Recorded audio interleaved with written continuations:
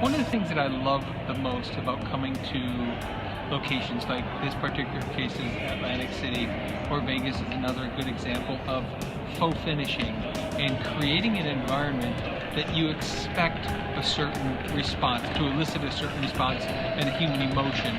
And that's one of those things that whenever I'm in these resort environments, particularly the ones that are trying to create a specific atmosphere.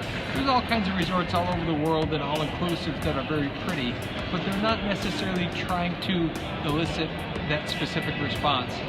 And when in that environment, I pay attention to how they do that. And one of the examples that I was using in conversation just a little while ago was the chairs here at this little sitting area, that very typical, probably old chairs that were, who knows where they came from, but somebody took the time to fashion them to look old.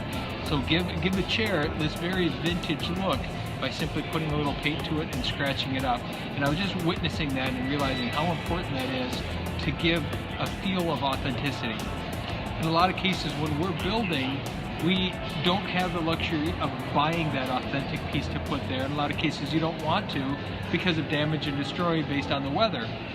But you can imitate that look by taking something newer, distressing it to look and have that feel.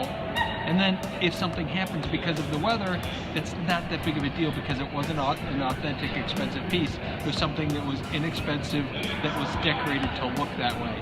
And I'm always looking for new ideas, how I can take cool stuff that I find and repurpose it and make it into something that's very functional. And again, that goes to even the environment and taking and doing one more thing to a wall instead of just painting it, giving it a little depth, giving it a little texture, much like was done here, to just sort of create that feel. That feel becomes what the project is about and what the environment is about. And that's why I do love these type of environments, because they're intentionally done to elicit a feeling and a response from me, and that's what I try to do in my work.